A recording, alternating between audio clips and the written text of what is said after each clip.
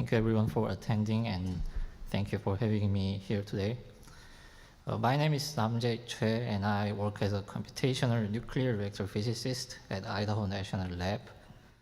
At INL, we have been developing a computational framework called MOOSE, and it's been our flagship software product. And we recently started leveraging Kokkos in MOOSE to achieve GPU acceleration across diverse GPU architectures living in the DOE leadership computing ecosystem. So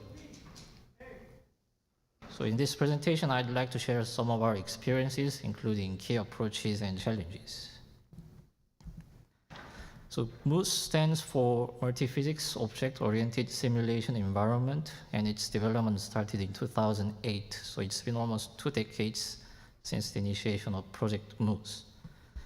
MOOSE is a finite element and finite volume framework oriented to facilitate multiphysics simulations. It is designed to reduce the time and resource for developing new applications by adopting object-oriented design and providing common capabilities for creating the various aspects of simulation tools, which allows easy extension and maintenance. So while MOOSE is a general purpose framework, it's currently serving as the center of the DOE Nuclear Energy Advanced Modeling and Simulation Program we call NEAMS.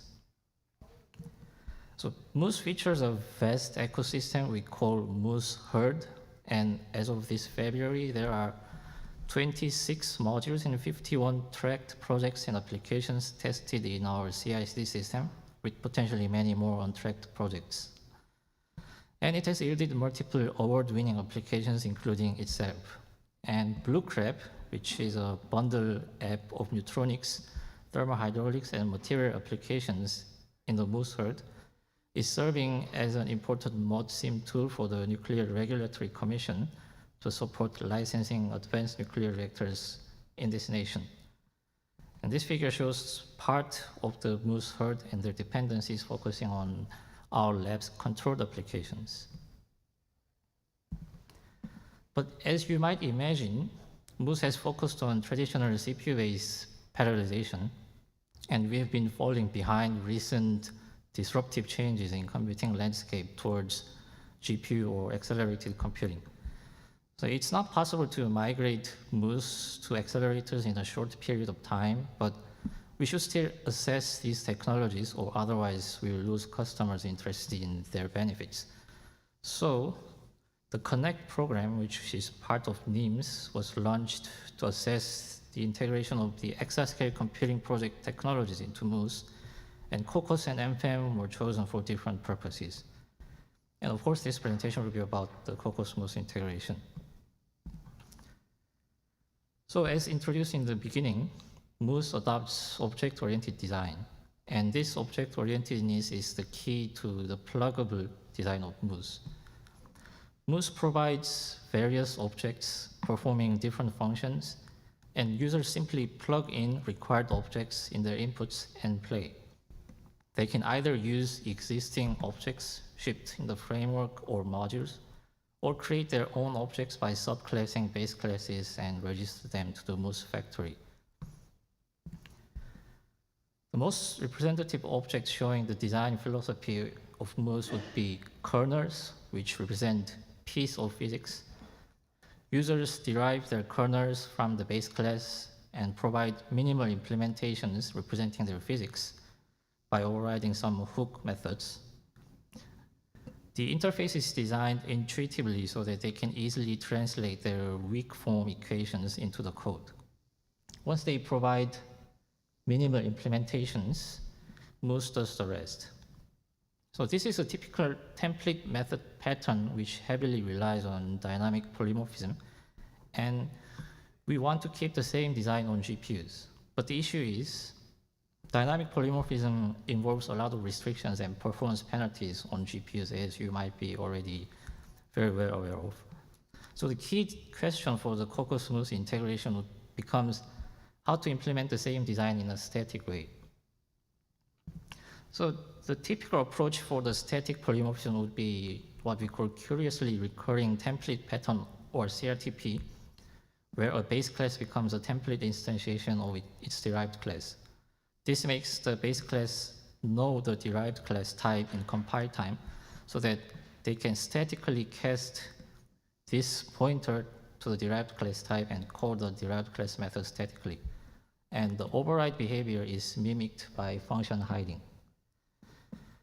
But CRTP makes base class not instantiable by itself, and it becomes pretty complicated in multiple inheritance. Also, class templates can be intimidating due to the dependent names and other things for entry-level users. So it's not ideal for a framework with users from a variety of backgrounds. So our strategy is to define a separate dispatcher object and leverage function templates instead of class templates. This dispatcher is a template class with respect to the object type and the work tag. It stores the reference of the object and its copy for device in their concrete type and dispatches pair operation to device on behalf of the object. And on device, it simply calls the operator of the stored object with the given work tag. So a dispatcher is a Kokkos functor, but its functionality is just serving as a shim for its stored object. The dispatcher class is derived from a type erased pure virtual base class so that we don't need to know the derived object type in compile time when using these dispatchers. The object operator is defined in the base class of that object as a template function with respect to the object type, and it receives the derived object in its concrete type from the dispatcher. With that, the base class can call the derived class method statically. These dispatchers are constructed by the corresponding builder objects, which are also derived from a type erased base class. These builders are stored in a type erased associative container in a registry singleton, where the key becomes the pair of object type string and work tag type index. They are registered statically during program startup. So MOOSE already has a self-registering factory for its object and a registry syntax to register them to the factory using macros. So we piggyback on the existing registry syntax to register the builders at the same time so that the user interface change is minimized. In the object level, base class builds the type erased dispatcher by calling the registry singleton and dispatches itself. It doesn't need to know its derived class type in compile time, but it only needs to know its type string, which can be resolved in runtime, because the builders were registered with the type strings. The base class has several stages until the high-level hook method that users should supply. And each intermediate function is also a template function with respect to the object type so that the object can be passed along as argument.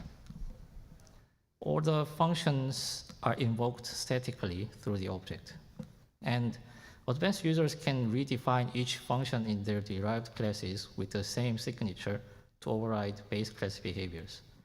So the dispatching itself is done through virtual function call on the host side, but every function call on device remains static. As a result, the high-level user interface remains very similar while achieving static polymorphism. The left is the diffusion kernel that I showed you a few slides earlier, and the right is its a migrated version.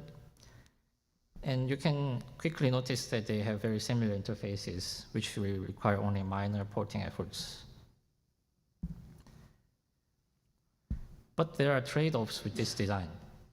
The first thing is it uses more memory. So the original MOOSE has a single monolithic element loop, and every object is computed element by element in the same loop. So this puts virtual function calls in the critical path, so it's not truly ideal for the performance, but it allows caching certain data such as material properties only for that specific element it's currently computing, which makes calculation memory efficient. But in Kokkos-MOOSE, each object dispatches itself and performs its own parallel loop. So all the data should be stored globally or otherwise computed on the fly. But this is more of an inherent characteristic of GPU parallel algorithms than something specific to Kokkos. And second, erroneous hook method definition can be harder to capture, or compiler errors might be harder to diagnose, because now the function overriding is mimicked by redefining those functions in their class, and there's no explicit function signature check anymore, as is done in virtual overriding. And lastly, the hook methods cannot be encapsulated anymore, and it should remain in the public scope to be externally callable, but this is not considered to be a serious drawback. So far, many MOOSE objects were successfully migrated using either parallel for or parallel reduce. And early performance data was also reasonable while showing areas of future work at the same time. So for a microreactor steady-state heat conduction problem, which uses a number of ported kernels, boundary conditions, materials, and such, key operations, which are residual and Jacobian assembly, have seen about 240 and about 100 CPU core equivalent performance with an NVIDIA L4 GPU compared to the original MOOSE calculation. But Kokkos performance on CPU was somewhat worse than the original MOOSE, and this is the first challenge which we should address, which is that it is difficult to have a single code base which is optimal for both CPU and GPU architectures. So far, we have prioritized GPU performance, but we want to improve the CPU performance as well in the future so that eventually we can only have a single object serving for both CPU and GPUs. And Jacobian assembly was relatively less efficient than residual assembly, and further improving the performance overall, including the Jacobian assembly, will be the future work. But at the same time, sacrificing some performance is inevitable for generality, because MOOSE is a framework that should support diverse applications. So we will have to find a sweet spot between optimization and generality. But there are also remaining challenges and concerns. The first thing is we have a split build system for Kokkos and non-Kokkos source files. The Kokkos-related source files use a special extension, and they are selectively compiled and linked by a device compiler. Normal source files are still compiled and linked with the regular host compiler. Because of this, normal source files cannot see Kokkos symbols. So we cannot use Kokkos views and other Kokkos data types in some classes which should be shared between Kokkos and non-Kokkos source files. So we have invented our own array data type to circumvent this, and we use unmanaged views around it when necessary. But eventually we want our array type to be merely a wrapper of Kokkos views. But compiling the whole stack with the device compiler currently seems cumbersome. Second, we still need virtual functions on device and therefore relocatable device code for certain cases. While we have successfully migrated many objects using the dispatcher's design, not every MOOSE object has its own loop that can be ported with that strategy. So certain objects like MOOSE functions are designed to be plugged into other objects rather than performing its own parallel operations. So to implement polymorphism for those functions, we have no choice but to rely on device virtual functions, or otherwise we must resolve that function type statically, which will end up with an object that only works with a specific function type. Of course, it would be ideal for the performance if they are used statically, but by the framework design, they should be able to be used dynamically. But the issue is not the device virtual functions itself, but it's in the requirement of relocatable device code for using the device virtual functions. Even though this relocatable device code is currently only needed for MOOSE, Kokkos requires enabling RDC across the entire stack, and it's currently prevented by our server backend PETC, from which we acquire Kokkos. They seem to need to rework their build system to enable relocator device code. And the last thing is not about an ongoing issue, but it's more of a potential concern. But we are heavily using non-POD types for our functors. Most objects, including the Kokkos versions, inherit a lot of base classes, and they contain a lot of host data and virtual functions. It's not possible to re-implement all those base classes. Of course, we don't use them on device, but the concern is those host data and virtual methods contained in the base classes make our objects non-POD, and there's no contractual guarantee that memory copy of this non-POD data between host and device is stable in terms of memory layout, like padding or alignment. Fortunately, up to this point, CUDA has been great in maintaining consistent memory layout between host and device for complex data types, but we have no experience with heap or SQL at this moment. We are hoping that modern compilers being compliant to the Itanium ABI will make memory layouts always consistent between host and device, but your experience on this topic would be very helpful. So to conclude, we prepared this presentation because we consider that porting a framework is a unique application for Kokkos.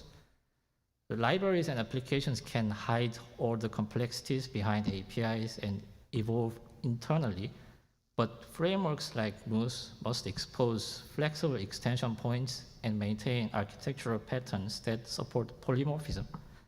So it introduces new challenges. But so far, I think we could successfully maintain very similar high-level interfaces and the design philosophy of MOOSE while achieving static polymorphism. So the remaining is just the exhaustive summary of my presentation. So let me not go through this, and I'd like to leave some time for questions. Thank you for listening.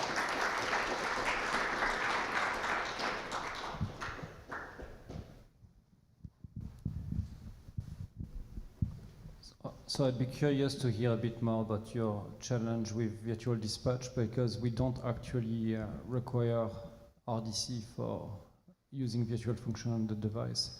I wonder if it's because you do allow maybe some of the kernels to be compiled by the user in a plugin fashion like, but there's nothing in Kokkos that requires RDC for virtual functions. I think that's correct if we link everything into a single library or executable. But we have multiple shared libraries that are separately linked, which are then linked into the final executable by host compiler. So some virtual functions may be in a different translation scope from the caller. So we have to have RDC due to this build system design. I see.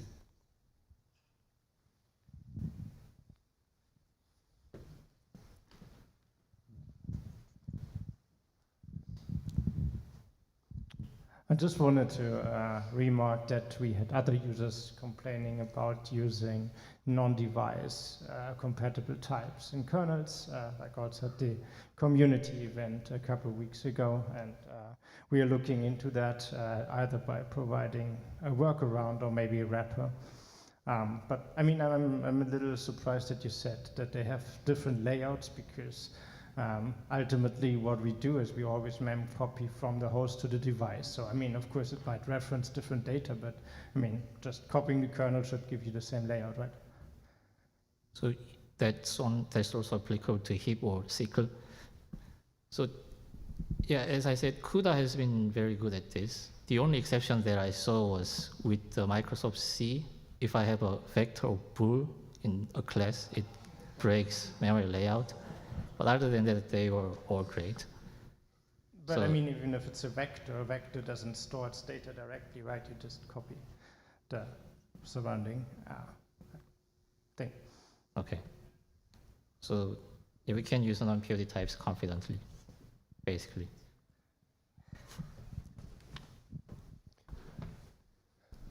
Yeah, maybe time for one more, and Timo, if you want to. So on the note of RDC, have you a lot of atomics in your code? We do have a few places. Because you might suffer gravely from using RDC. Yeah, I also noticed that the atomic part. Yeah, so maybe just going forward, it would make sense to, if you can, just get the atomics out of these spots and just use some other algorithm in order to avoid this, if you have to use RDC. Because, yeah, there's not much we can do to help.